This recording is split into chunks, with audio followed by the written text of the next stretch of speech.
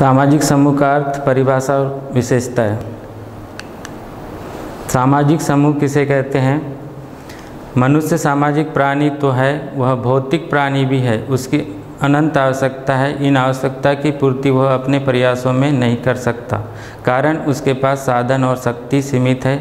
अपनी आवश्यकताओं की पूर्ति के लिए जब व्यक्ति साथ साथ प्रयास करते हैं तो वे समूह का निर्माण करते हैं। सामाजिक समूह मानव की स्वाभाविक प्रकृति है।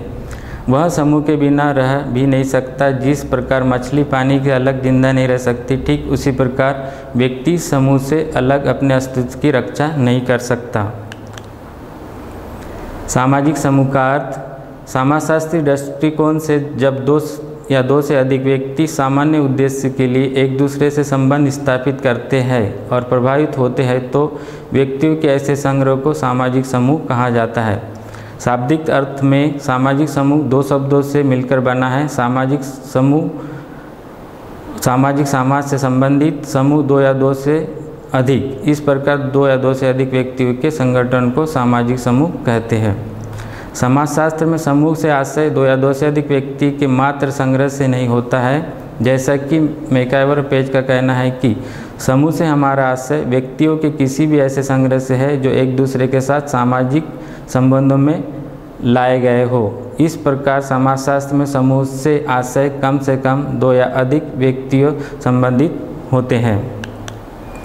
सामाजिक समूह की परिभाषा है, आगबर्न तथा निमकाप के अनुसार जब दो या दो से अधिक व्यक्ति एक साथ मिलकर रहे होते हैं, दूसरे पर प्रभाव डालते हैं, हम उसे सामाजिक समूह कहते हैं। मैकाइवर पेज के अनुसार समूह से हमारा तात्पर्य मनुष्य के किसी भी ऐसे संग्रह से है जो सामाजिक संबंधों द्वारा एक दूसरे से बंधे होते हैं। शेरिफ एवं शेरिफ के अनुसार समूह एक सामाजिक इकाई है जिसका निर्माण ऐसे व्यक्तियों से होता है जिनके बीच कम या अधिक मात्रा में निश्चित स्थिति और कार्य विषयक संबंध हो। बोगार्ड्स के अनुसार समूह किसी वस्तु की इकाई की संख्या है जो एक दूसरे के निकट स्थित है। सामाजिक समूह की विशेषताएं। नंबर 1, सामान्य हित। सामाजिक समूह के सभी सदस्यों के हित प्राय समान होते हैं। सामान्य हित होने से समूह की स्थायित्व बढ़ता है। नंबर 2, सदस्यों की पारंपरिक जागरूकता। सामाजिक समूह के प्रत्येक सदस्य को अन्य सदस्य तथा अपने समूह के प्रति जागरूक होना चाहिए। नंबर 3, मनुष्य का संग्रह। सामाजिक समूह की सबसे प्रथम विशेषता यह है इसमें मनुष्य का संग्रह होना आवश्यक है। सामाजिक समूह के निर्माण के लिए कम से कम 2 मनुष्य का संग्रह होना आवश्यक होता है। नंबर 4, सामाजिक संबंध। इसे पारस्परिक संबंध भी कहा जाता है। इसका तात्पर्य यह है कि समूह के सदस्यों में पारस्परिक संबंध होना अनिवार्य होता है। नंबर 5, एकता की भावना।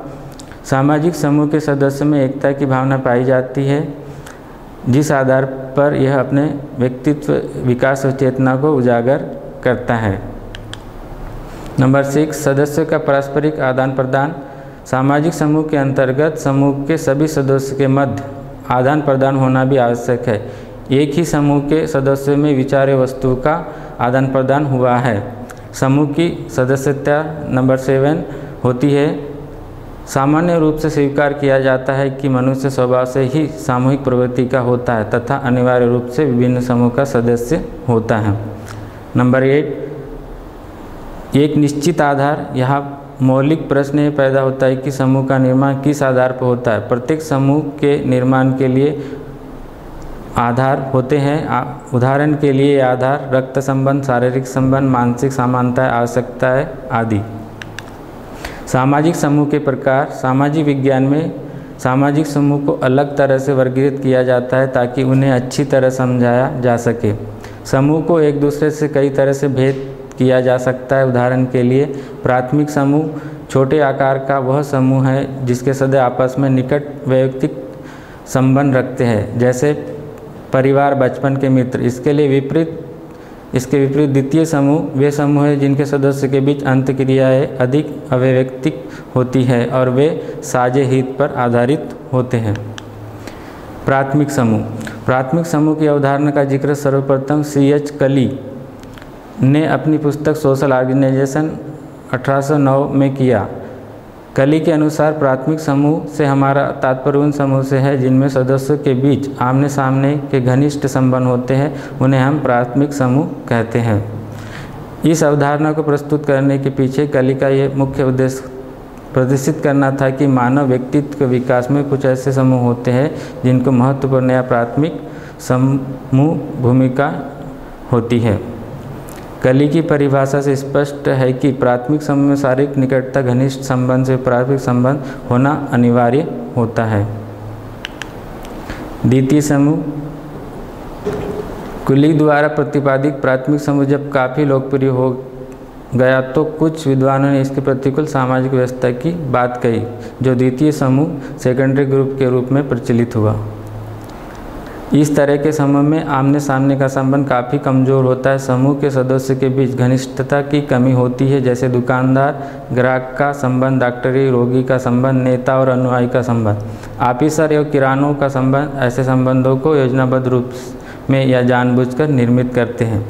द्वितीय समूह के संबंधों में इस तरह की कमी एवं संबंधों का पिछलापन होना स्वाभाविक है, क्योंकि साधारणतः इसका आकार प्राथमिक समूह की तुलना में काफ़ी बड़ा होता है। सदस्यों के बीच हमेशा आमने सामने का संबंध नहीं हो पाता। लोग ऐसे समूह का निर्माण स्वार्थ करते हैं, अतः संबंधों के बीच स्वाभाविक रूप से संवेदनात्मक भावना लगाव को कमी होती है। स्टीफन कोल के अनुसार द्वितीय समूह वे होते हैं जो अपेक्षाकृत काफ़ी बड़े होते हैं और उनमें पाए जाने वाले संबंध काफ़ी अवैयक्तिक होते हैं। लेक्चर समाप्त। धन्यवाद।